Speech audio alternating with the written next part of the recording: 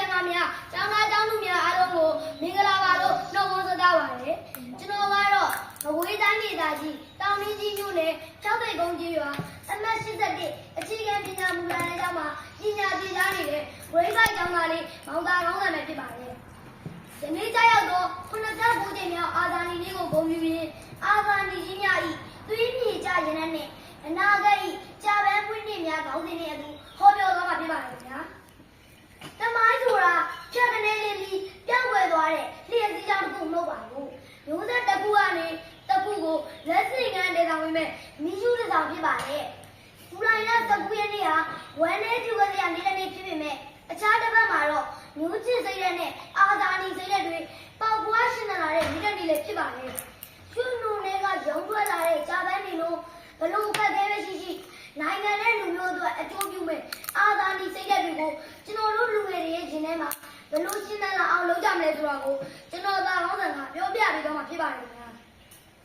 ကျွန်းလူအိုင်ဆိုတာညထွေးနောက်ကြည့်ပြီးစက်စုပ်ဝယ်ကောင်းလာပါတယ်ဘို့တော်လည်းကျွန်းလူအိုင်ကိုအလားတင်ပြီးကဘာမျိုးကိုရင်နံပေးခဲ့တာကတော့ကျွန်းလူလက်တွင်ရဲရဲဝူးဝူးဝင်လာတဲ့ကြာပန်းလေးများပဲဖြစ်ပါတယ်ကျွန်တော်တို့မြမသမိုင်းရဲ့အလုံးမောင်မိုင်လွန်းလာတဲ့ကိုလိုနီခေတ်နဲ့ဖက်စစ်ခေတ်ဆိုတဲ့ကျွန်းလူအမောင်လူကြီးတွေထဲမှာလည်းတိုင်းပြည်နဲ့လူမျိုးအတွက်မြင့်ပင်ခြင်းအလင်းမရှိပဲကျူစီရည်စွာပွင့်လာတဲ့တမိုင်းဝင်ကြာပန်းကြီးကိုဝယ်ရှိခဲ့ပြီးပါတယ်။ထိုကြာဝင်ကြီးတွေကတော့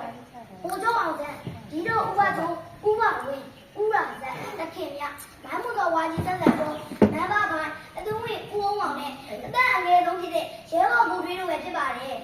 ။ခေါင်းဆောင်ကြီးတွေဟာလွတ်လပ်ရေးဟူတော်ပန်းနိုင်အတွက်မိမိတို့၏ကိုယ်တိုင်အကျိုးစီးပွားမိသားစုရင်းနဲ့တာယာချမ်းမြေ့မှုတွေများကိုကျွန်းလုံးနယ်တို့ပြင်ကြကနိုင်ငံအတွက်သွေးချွေးနဲ့အတက်တို့ကိုပူဇော်လူရန်ခဲ့ကြပါတယ်။1949ခုနှစ်ဇူလိုင်လ19ရက်နနက်10:39မိနစ်မှာကျွေလွင့်တော်ရကြသောအာဇာနည်ကြီးများ၏တွေ့တဲ့နာမည်အေယာဝတီမြစ်ပေါ်၌လက်ချောက်ခန်းနိုင်သောတမိုင်းကတိတစ်ခုအဖြစ်တည်ရှိနေတဲ့ဖြစ်ပါတယ်။ယနေ့ခေတ်လူငယ်များသည့်ကျွန်တော်တို့ဒီလေထိုတမိုင်းကိုရှင်ဝဲပါပြီးအနာဂတ်ကြာပန်းပွင့်တွေများဖြစ်လာကြရပါမယ်။ရှောင်းတို့ကျွန်းတို့ထဲမှာကက်ကက်ခဲရုံထွက်လာတဲ့ကြာပန်းကဲတို့ပြီးပတ်ဝန်းကျင်မှာဘလို့အခက်အခဲအပြစ်ပြတ်ချလာမှုနဲ့စိန်ခေါ်မှုတွေရှိနေပါသေးမိမိတို့၏ကိုကျင်တရားရည်နဲ့တွေရောက်ွယ်သွားတယ်မှာကိုတိုင်းပြည်ကအားကိုးရတဲ့အနာဂတ်ကြာပန်းပွင့်တွေများတိုင်းပြည်ကအားကိုးရတဲ့တာကောင်းကျန်နာများဖြစ်အောင်ကြိုးစားခြင်းနေတာလေခေါင်းဆောင်ကြီးများစိုက်ပျိုးခဲ့တော့လွတ်လပ်ရေးကြာပန်းကြီးကိုသာဝရရှင်တဲ့အောင်ရှင်းအောင်ပြုလုပ်ခြင်းဖြစ်ပါတယ်ခင်ဗျာ